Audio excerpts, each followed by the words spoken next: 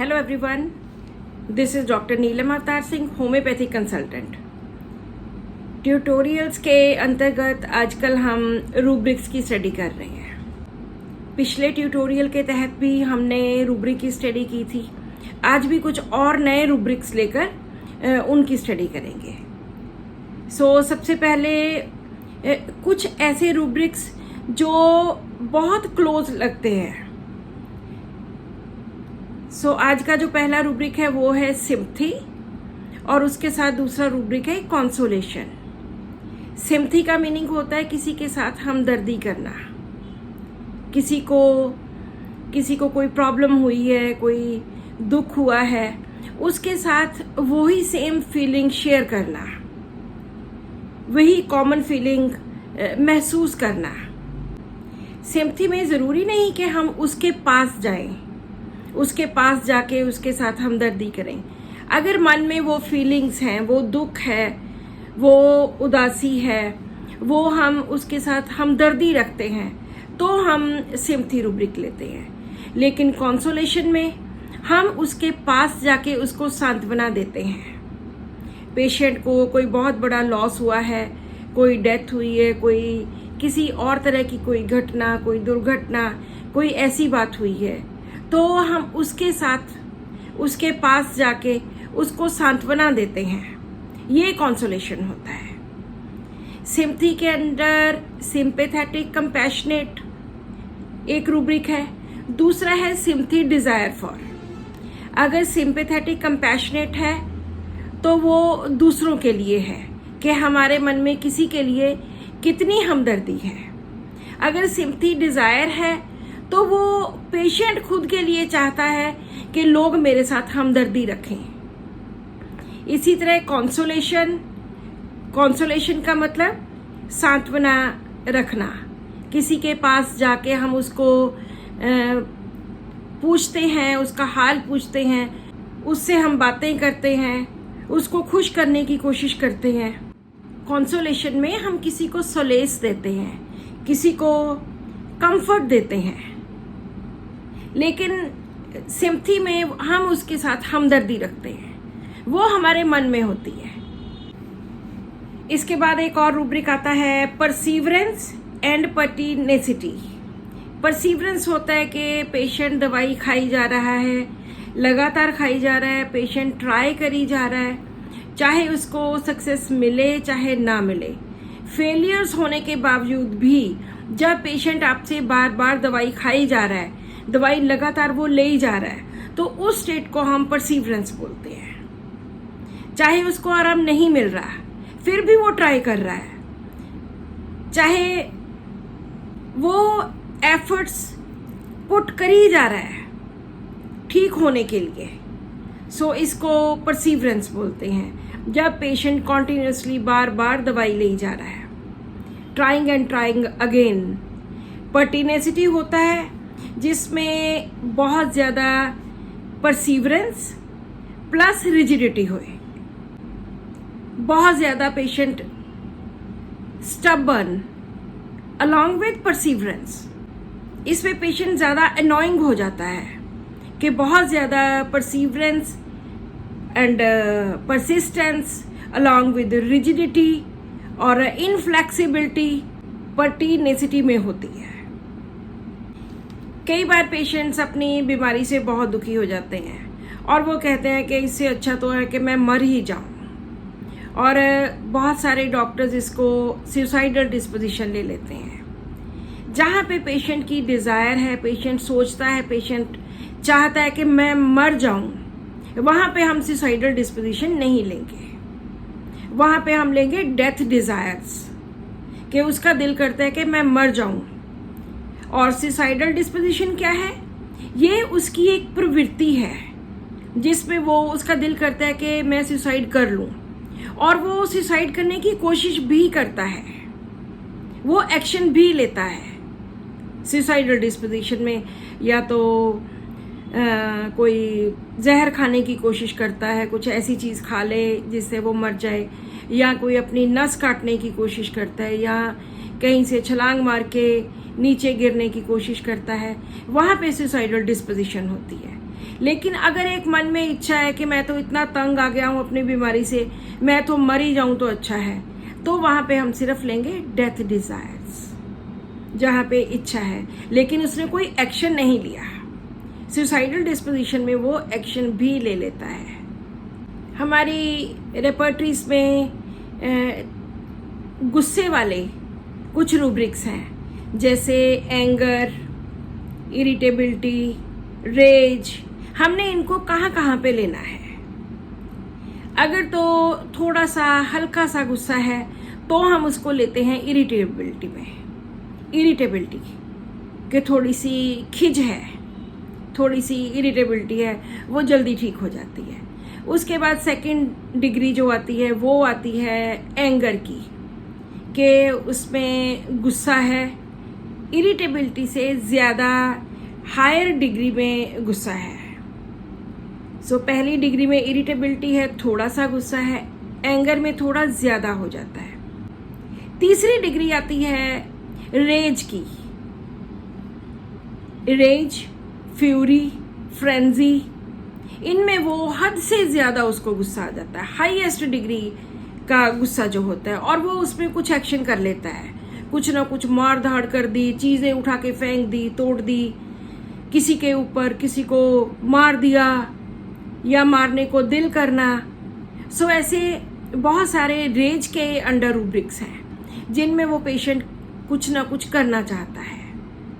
Anger में ज़रूरी नहीं कि वो कोई एक्शन ले, लेकिन रेज एंड फ्यूरी में वो एक्शन ले ही लेता है। सो इसलिए 3 चीज़ें आती हैं, इरिटेबिलिटी, थोड़ा कम गुस्सा, एंगर थोड़ा ज़्यादा, और रेज बहुत ज़्यादा गुस्सा, हाईएस्ट डिग्री, बहुत ही ज़्यादा।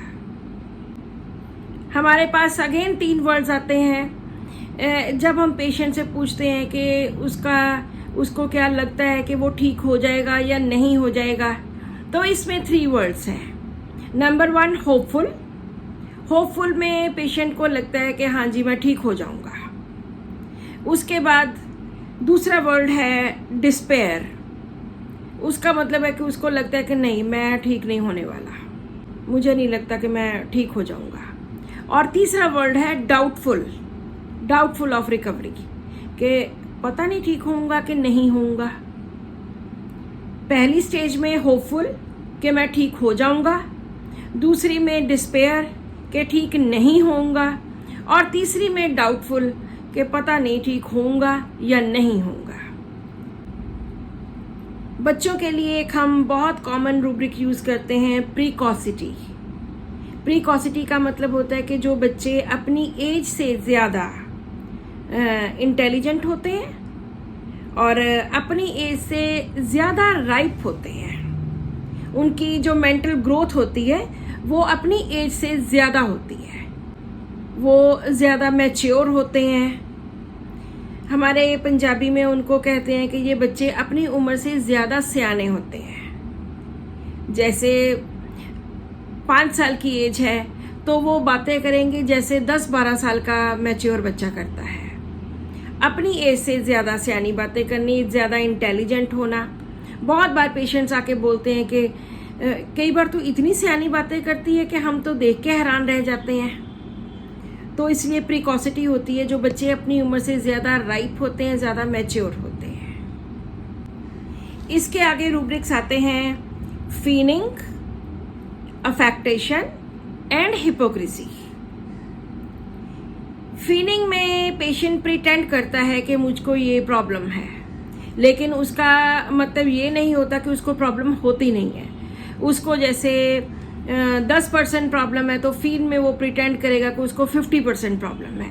शो ऑफ करना, ज़्यादा शो बताना, अपनी प्रॉब्लम को बढ़ा चढ़ा के थोड़ा प्रिटेंड करना कि जस्ट 99 फीवर है, और शो करना कि जैसे मुझे तो 102 बुखार हो गया, इस तरह से। और अफेक्टेशन क्या होता है कि दूसरे को वो कैरेक्टर अपना शो करना जो आपका ओरिजिनल नहीं है। और अफेक्टेशन में इजीली पेशेंट पकड़ा जाता है। जैसे हम एक बहुत कॉमन एग्जांपल लेते हैं कि बच्चे अक्सर कहते हैं कि मैं तो डॉग से नहीं डरता या मैं तो इंजेक्शन से नहीं डरता, लेकिन जैसे ही डॉक्टर इंजेक्शन निकालता है तो वो चीखे मारने लग पड़ता है और भाग निकलता है बाहर को। ये अफेक्टेशन होती है कि वो अपना बिहेवियर शो करना जो उसका ओरिजिनल नहीं है। और हिपोक्रेसी ये बहुत हाईएस्ट डिग्री होती है जिसमें पेशेंट अपना रियल कैरेक्टर छुपाता है दूसरे को चीट करने के लिए। अफेक्टेशन में वो इजीली पकड़ा जाता है, अफेक्टेशन में वो खुद को बढ़ा चढ़ा के बताता है, लेकिन किसी को चीट करने का मकसद नहीं होता। हिपोक्रेसी में पेशेंट दूसरे को चीट करने की कोशिश करता है। अगला रूब्रिक है बार्गेनिंग। बार्गेनिंग को हम लेते हैं सौदेबाजी। जैसे ये सीधा भी डायरेक्ट भी ले सकते हैं, पेशेंट आके बोलता है डॉक्टर साहब पैसे कम कर लो थोड़े, तो ये भी बार्गेनिंग हो गई। और सौदेबाजी करना, अगर हमने बाकी सब कैरेक्टर्स मिल रहे हैं तो कुछ पेशेंट का कंफर्म करना है कि क्या ये बार्गेनिंग में है या नहीं है, तो हम उसको बहुत एक सुलझे हुए तरीके से क्वेश्चन पूछते हैं। अगर तो हम पूछेंगे बार्गेनिंग करते हो तो मोस्टली पेशेंट बोलते नहीं जी हम तो ज़्यादा बार्गेनिंग नहीं करते। लेकिन अगर हम उसको पूछते हैं कि अब जब भी कोई चीज़ खरीदते हो तो कितनी सोच समझ के, सियानप के साथ, कितनी समझदारी के साथ खरीदते हो, तो फिर वो पेशेंट कहेगा कि हाँ जी मैं तो हमेशा ही बार्गेनिंग करके, अगर कोई मुझे 100 रुपये की चीज़ होती है तो मैं तो हमेशा ही बोलता हूँ कि 50 रुपये की लूँगा चीज़। तो इस तरह से हमें पेशेंट के कैरेक्टर का पता चलता है कि वो बार्गेनिंग में है या नहीं है। लेकिन कुछ पेशेंट्स तो आके सीधे ही आपसे बार्गेनिंग कर लेते हैं कि डॉक्टर साहब इतने पैसे तो नहीं, आप थोड़े कम कर लीजिए, ऐसे। अगला रूब्रिक है हाइपोकॉन्ड्रियकल। इसका मतलब है कि हेल्थ की एंजाइटी करना, सेहत की चिंता करना, बहुत ज़्यादा चिंता करना, एबनॉर्मल चिंता करना। उसको इतनी बड़ी प्रॉब्लम हुई भी नहीं होती जितनी वो चिंता करता है। ये एक एबनॉर्मल मेंटल स्टेट है। और पेशेंट टेस्ट करवाएगा, सभी टेस्ट ठीक निकलते हैं, फिर भी उसको लगता है कि मैं बीमार हूँ, मुझे ये प्रॉब्लम है, मैं ठीक नहीं हूँ। और इमेजिनरी अपने दिमाग में इमेजिन ही करता रहता है कि मुझे ये प्रॉब्लम हो गई है, मुझे वो प्रॉब्लम हो गई है। बहुत ज़्यादा एबनॉर्मल सेहत की चिंता करना। दो और रूब्रिक ऐसे हैं जो बहुत क्लोज हैं। One is contradiction and second is interruption. Contradiction का मतलब होता है कि आपको अपोज करना, कोई आपको अपोज करता है कि आप ऐसे मत करो, ऐसे करो। लेकिन इंटरप्शन में कोई आपको रोक देता है काम करने से। वो पेन भी हो सकती है, वो कोई इंसान भी हो सकता है, वो कोई तकलीफ भी हो सकती है। सो इसमें दोनों में डिफरेंट मेडिसिन्स हैं। कॉन्ट्राडिक्शन में समवन अपोजेज यू,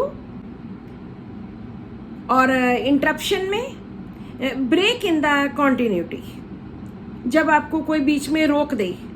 जैसे टीवी पे कई बार पहले लिख के आया करता था रुकावट के लिए खेद है, तो ये रुकावट है।